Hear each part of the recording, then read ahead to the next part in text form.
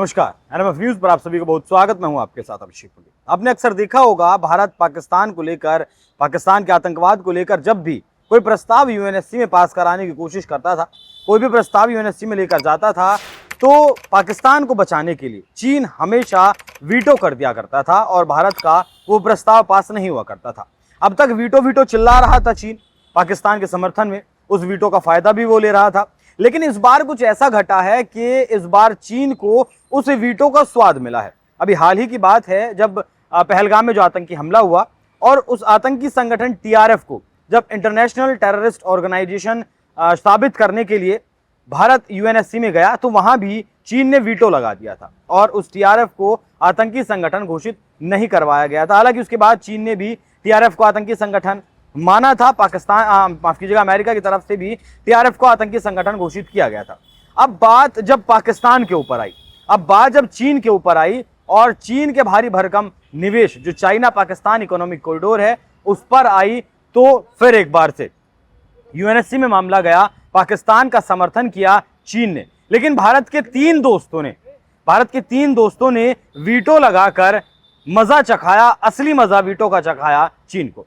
दरअसल आपको याद होगा कि मजीद ब्रिगेड या फिर बीएलए बलूचिस्तान लिबरेशन आर्मी को आतंकी संगठन घोषित करवाना चाहता है पाकिस्तान, और पर्दे के पीछे से चीन, क्योंकि सीपीईसी जो परियोजना है ग्वादर पोर्ट तक जो रोड जाता है चाइना से, वो बलूचिस्तान से होकर जाता है और बलूचिस्तान में जो बलोच लड़ाके हैं वो लगातार पाकिस्तान की सेना को टारगेट करते हैं, लगातार पाकिस्तानी सेना को वो मारते हैं। अभी 2 दिन पहले भी बीएलए की तरफ से पाकिस्तान के ऊपर हमला किया गया, जिससे कि वो जो चीन की परियोजना है वो कहीं ना कहीं अटकी पड़ी है। वो 2024 तक पूरा हो जाना था प्रोजेक्ट, $62 बिलियन उसमें लगे हैं, लेकिन वो अब तक भी पूरा नहीं हो पाया है। उसका बहुत बड़ा हिस्सा काम का अभी होना बाकी है।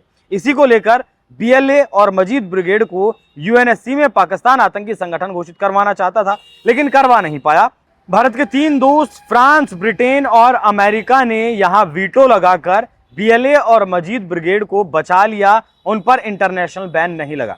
अमेरिका को आप दोस्त अगर ये फैसला देखें वीटो लगाने वाला बीएलए के ऊपर, तो दोस्त कहा भी जा सकता है या फिर स्ट्रेटेजिक पार्टनर भी कहा जा सकता है। लेकिन जिस तरीके से H1 वीजा की फीस बढ़ानी हो, चाबहार पोर्ट पर प्रतिबंध लगाना हो या फिर भारत के ऊपर टैरिफ लगाना हो, सैंक्शन लगाना हो, ऐसे फैसले तो ये बताते हैं कि ट्रंप या फिर अमेरिका मौजूदा वक्त में भारत के दोस्त नहीं है।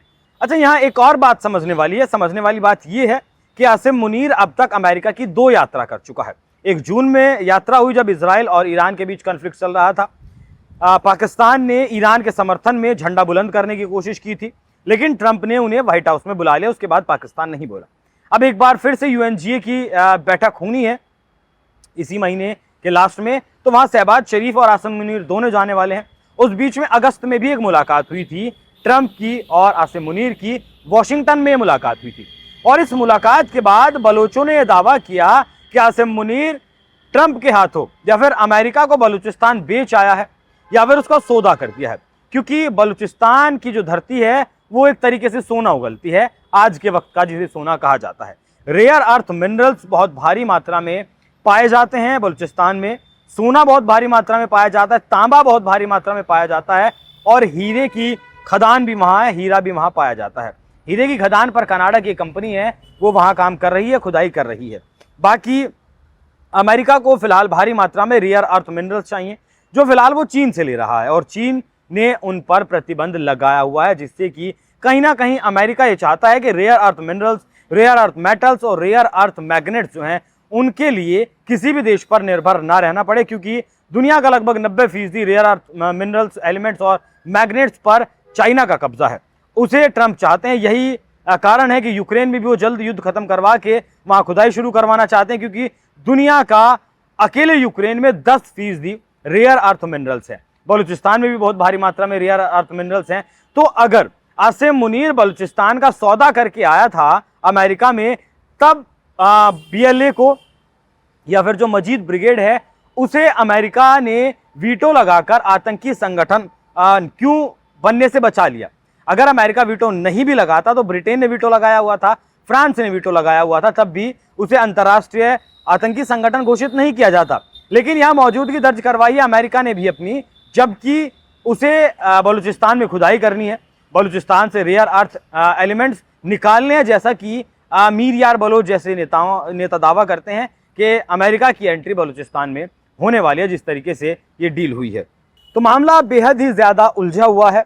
चीन पाकिस्तान का साथ दे रहा था क्योंकि चीन का जो प्रोजेक्ट है CPEC का, वो अटका हुआ है और चीन चाहता है जल्द से जल्द उसे पूरा किया जाए, जल्द से जल्द ग्वादर पोर्ट से काम को शुरू किया जाए। लेकिन जो BLA है और मजीद ब्रिगेड है वो इस काम में लगातार अड़ंगा लगा रही है। तो ऐसे में स्वाद तो चीन को आ गया है कि वीटो कैसे लगाया जाता है, क्योंकि पहलगाम के वक्त का भी मैंने आपको बताया 1200 कुछ जो सेक्शन कमेटी है उसके सामने भारत ने सबूत भी रखे थे। और चीन ने अब पाकिस्तान को और ज़्यादा फंड्स देने के लिए भी इनकार कर दिया है कि अब और ज़्यादा पैसे हम आपके कटोरे में नहीं डालेंगे, क्योंकि अभी हाल फिलहाल में ही 9 मिलियन जो युआन है चीन की करेंसी, उसका लोन पाकिस्तान को दिया गया और अब पूरी तरीके से मना कर दिया गया। चीन ने पाकिस्तान के लिए दावा किया कि जो कमाई इस प्रोजेक्ट से हम करेंगे वही कमाई अब हम पाकिस्तान में लगा सकते हैं, उसके अलावा हम और कोई पैसा नहीं देंगे। 62 बिलियन डॉलर कोई बहुत छोटी रकम नहीं बैठती है, अपने आप में बहुत बड़ी रकम ये बैठती है। उसके बावजूद भी चीन ने लाख कोशिशें कर ली हैं। बहुत युद्ध स्तर पर फिलहाल ऐसा कहा जा रहा है कि चीन प्रोजेक्ट चला रहा है, वो अलग से रेल लाइन पर काम करने का हो, सड़क पर अलग से काम करने का हो, या फिर लाइट्स लगाने का अलग से काम करना हो, या फिर पोर्ट को और ज़्यादा तेज़ी से डेवलप करने की बात हो। सभी तमाम बिंदुओं पर फिलहाल चीन बहुत तेज़ी के साथ काम कर रहा है। लेकिन इस फैसले ने कहीं ना कहीं चीन की आंख खोलकर रख दी है। साथ में यहाँ एक बात पर और चर्चा करना ज़रूरी हो जाता है, और वो ये, अभी पिछले ही महीने, माफ़ कीजिएगा इसी महीने की शुरुआत में 30 तारीख में प्रधानमंत्री मोदी चीन गए थे SCO में शामिल होने के लिए। वहाँ रशिया, चाइना और इंडिया का मुलाकात हुआ, तीनों देशों के राष्ट्राध्यक्षों ने मुलाकात की। इस मुलाकात के बारे में पश्चिमी मीडिया ने लिखा कि दुनिया की 4 बड़ी आर्थिक महाशक्तियों में से 3 महाशक्तियां एक साथ एक मंच पर मिल रही हैं। तो क्या ऐसे में चीन फिर से कोई खेल करने की कोशिश कर रहा है? जब आपको अमेरिका को काउंटर करना है, और अमेरिका को काउंटर अगर आपको करना है तो चीन, भारत और रशिया को एक साथ मिलकर चलना होगा। इनका जो ट्राइका है, तीनों देश जो मिलकर रशिया, इंडिया, चाइना का जो गठबंधन बनाते हैं, उसे और ज्यादा मजबूत करना होगा। ब्रिक्स जो संगठन है उसमें भी तीनों देश आते हैं, साथ में ब्राजील भी आता है, साउथ अफ्रीका भी आता है। ब्राजील और साउथ अफ्रीका भी इन तीनों देशों का साथ देने के लिए फिलहाल तैयार हैं, पूरी तरीके से तैयार हैं, क्योंकि खटपट उनकी भी अमेरिका से चल रही है। ऐसे में सिर्फ एक पाकिस्तान के लिए जो BLA बलूचिस्तान को अलग करने की मांग कर रहा है, जो BLA आज़ाद बलूचिस्तान की मांग कर रहा है, जो बलूचिस्तान ये कहता है कि हम पाकिस्तान का हिस्सा नहीं है, हमारा कल्चर पाकिस्तान से नहीं मिलता है, हमें ज़बरदस्ती पाकिस्तान में मिला लिया गया, हमें आज़ाद करो।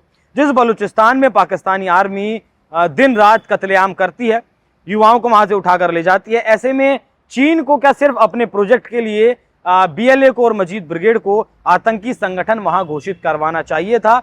और चाहिए था तो उसकी, अगर चाहिए भी है तो बस उसका एक CPEC है, चाइना पाकिस्तान इकोनॉमिक कॉरिडोर है, इसके अलावा और कुछ नहीं है। लेकिन यहाँ सोचने वाली बात होगी कि क्या हम चीन पर भरोसा कर सकते हैं, क्योंकि SCO की मुलाकात के बावजूद भी यहाँ पाकिस्तान का समर्थन करने से बाज नहीं आ रहा है, जबकि इसमें कहीं ना कहीं सीधे तौर पर भारत भी जुड़ता है, कहीं ना कहीं सीधे तौर पर भारत भी आता है, कहीं ना कहीं भारत का भी नाम इसमें सीधे तौर पर आता है। लेकिन फ्रांस, ब्रिटेन और अमेरिका ने जिस तरीके से कदम उठाया है, जिस तरीके से वीटो लगाकर यहाँ चीन और पाकिस्तान की चाल को रोका है, इनके मंसूबों को रोका है, उस पर आप लोग क्या सोचते हैं? अपनी राय हमें कमेंट कर जरूर बताइएगा। नमस्कार।